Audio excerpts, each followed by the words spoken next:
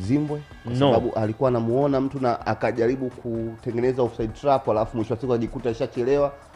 Ukiangalia clip mwangalie Zimbwe vizuri, kitu ambacho alikuwa anamuona mtu anakuja ambaye angeweza kumclose, lakini akamwacha, anakuja kujaribu kuminya mwili, anakuja kuamka tayari mtu aishapita. Kipi kizuri kwenye goli na eneo hili la pili? Ile goli ni nzuri kwenye kila kitu. Kwenye kila kitu, kwa sababu watu hawazungumzi tu, lakini kuna movement ya Chama pale ambayo imechukua center back wote wawili. Pap, na center back ambaye alikuwa yuko nyuma kabisa ambaye alikuwa ni Abdulrazak aliamua kwenda kumclose Chama akijua kwamba Chama ndio ambaye atapewa ile pass. Alafu kuna mtu akapita nyuma yake ambaye ndo Mzize.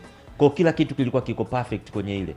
I think Chama alishajua kuna movement ya Mzize na alijua lazima mtengenezee room kwa yeye kuchukua wale center backs wote wawili kwenda nao. Wakati center back wa kwanza anajaribu kutengeneza ugumu wa njia ya pasi kwa Pacome, alafu yeye akaamua kusogea kama anaiba nyuma ya center back wa mbele ili amchukue Abdulrazak.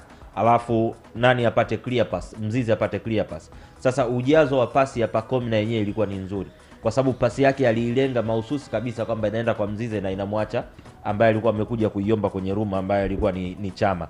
Kingine ambacho nimekipenda zaidi ni namna ambavyo Mzize kaua ule mpira. Unajua Mzize hajaua kawaida ule mpira. Yani first touch yake ilikuwa ni kuudundisha ule mpira. Sasa pale kwenye ile tekniki aliyoamua kuitumia, ukikosea kidogo mpira unakugusa kwenye vidole unaondoka. Au haukai katika lile eneo.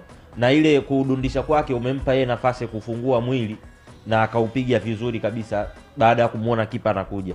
So kila kitu kwangu mimi kilikuwa kiko perfect kwenye ile, na sina wa kumlaumu. Zimbwe alikuwa hana kitu cha kufanya. Kulikuwa na vitu vingi sana kabla hata hujafika kwa Zimbwe. Kwangu mimi hata kwa Zimbwe kule sifiki. Yaani sikuwa na shida. Like Zimbwe ni kama alikuwa anataka kujaribu kuclose nafasi ambayo tayari imeondoka na center back.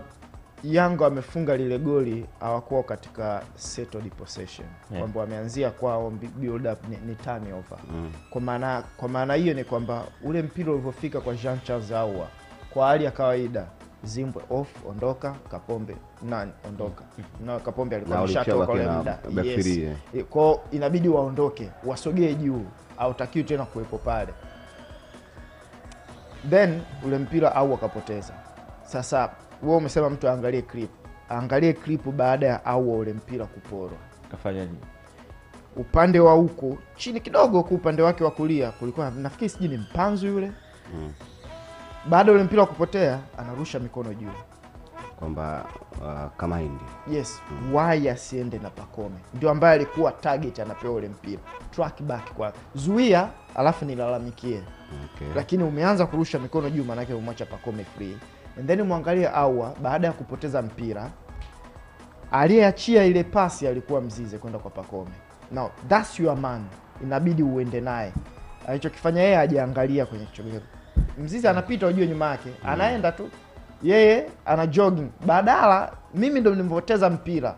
Sprint, rudi nyuma, nenda na yule mtu, track your runner. Nenda naye, yeye ana jog. Kwa watu takribani wawili ambao hawajafanya kazi yao kwa usahihi, na Yanga wakatoa adhabu stahiki katika lile. Na katika big game details ndogo kama zile ndo zinaamua mechi. Ukifanya makosa kama, unajua watu wanafikiria tu makosa labda ya pasi fupi, kipa kadaka vibaya sijui. Yale ndo makosa ujue ya mechi kubwa.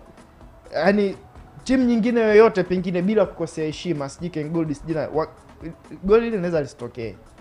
Inaweza lisitokee, lakini kwa timu ambayo ya size ya namna ile, kosa kama wenyewe tu wanajua hili ni kosa, haraka. Adhabu lazima ipatikane ili kosa lijulikane. Kwa analyst hata wa Simba, sio kocha, analyst tu atampa vipande kocha. Fadu Davis afa atamuonesha. Na Fadu atawaambia, okay, mmoja umesinzia au umeporwa mpira.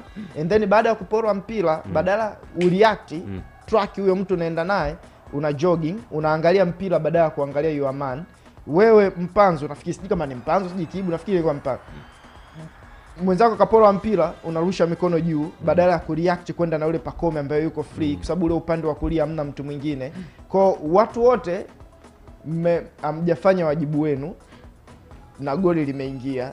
Na hiyo ndo high level football jinsi ilivyo. Yes, na mpira wa miguu bwana, maamuzi yake mara nyingi yanatokana na makosa ya kiuchezaji. Ukifanya kosa unaadhibiwa wakati huo huo. Tuna hold kidogo kuhusiana na mechi hii hapa kuja kuhitimisha yale ambayo yalijiri katika mchezo huo.